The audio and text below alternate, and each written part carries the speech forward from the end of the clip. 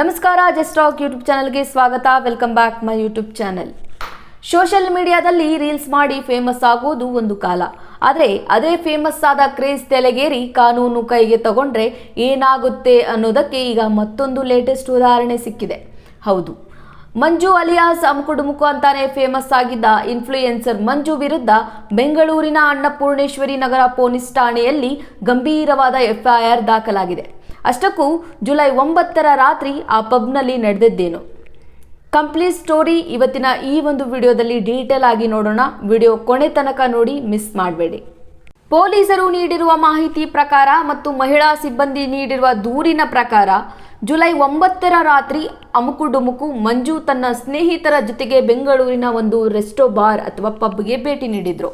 ಅಲ್ಲಿ ಊಟ ಮದ್ಯ ಎಲ್ಲವೂ ಮುಗಿದ ಮೇಲೆ ಅಸಲಿ ಗಲಾಟೆ ಶುರುವಾಗಿದ್ದು. ಬಿಲ್ ಪಾವತಿ ಮಾಡುವ ವಿಚಾರದಲ್ಲಿ ಬಿಲ್ ಸೆಟಲ್ ಮಾಡುವಾಗ ಅಲ್ಲಿನ ಮಹಿಳಾ ಸಿಬ್ಬಂದಿಯ ಜೊತೆ ಅಸಭ್ಯವಾಗಿ ಮತ್ತು ಅನುಚಿತವಾಗಿ ವರ್ತಿಸಿದ್ದಾರೆ ಅನ್ನೋ ಗಂಭೀರ ಆರೋಪ ಕೇಳಿಬಂದಿದೆ.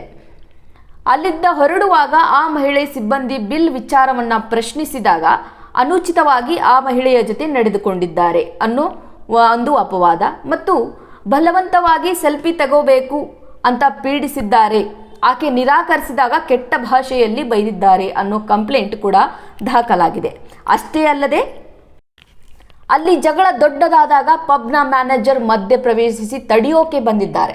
ಆ ವೇಳೆ ಮಂಜು ಮತ್ತು ಅವರ ಗ್ಯಾಂಗ್ ಪಬ್ ಮ್ಯಾನೇಜರ್ ಮೇಲೆಯೂ ಹಲ್ಲೆ ಮಾಡೋಕೆ ಮುಂದಾಗಿದ್ದಾರೆ ಮತ್ತು ಅವರಿಗೆ ಪ್ರಾಣ ಬೆದರಿಕೆ ಹಾಕಿದ್ದಾರೆ ಅನ್ನೋ ಈ ಘಟನೆಯ ಬಗ್ಗೆ, ಈ ಎಲ್ಲ ಪ್ರಕರಣಗಳ ಬಗ್ಗೆ FIR ದಾಖಲಾಗಿದೆ. ಈ ದೂರಿನ ಆಧಾರದ ಮೇಲೆ ಅನ್ನಪೂರ್ಣೇಶ್ವರಿ ನಗರ ಪೊಲೀಸರು FIR ದಾಖಲಿಸಿ ತನಿಖೆ ಆರಂಭಿಸಿದ್ದಾರೆ. ಪೊಲೀಸರ ಮುಂದಿನ ಕ್ರಮ FIR ದಾಖಲಾಗಿರುವುದರಿಂದ ಪೊಲೀಸರು ಈಗ ಪ್ರಕರಣಕ್ಕೆ ಸಂಬಂಧಿಸಿದ ಸಾಕ್ಷ್ಯಗಳು, CCTV ದೃಶ್ಯಗಳು, ಸಾಕ್ಷ್ಯಾಧಾರರ ಹೇಳಿಕೆಗಳು ಹಾಗೂ ಇತರ ದಾಖಲೆಗಳನ್ನು ಪರಿಶೀಲಿಸುವ ಸಾಧ್ಯತೆ ಇದೆ. ಅಗತ್ಯವಿದ್ದರೆ ಸಂಬಂಧಪಟ್ಟವರನ್ನು ವಿಚಾರಣೆಗೆ ಕರೆಯುವ ಪ್ರಕ್ರಿಯೆಯೂ ನಡೆಯಬಹುದು. ಒಂದು ಮುಖ್ಯ ವಿಚಾರ ಏನಪ್ಪಾ ಅಂದರೆ ವೀಕ್ಷಕರೇ, ಇಲ್ಲಿ ಒಂದು ವಿಷಯವನ್ನು ನೆನಪಿಟ್ಕೊಳ್ಬೇಕು.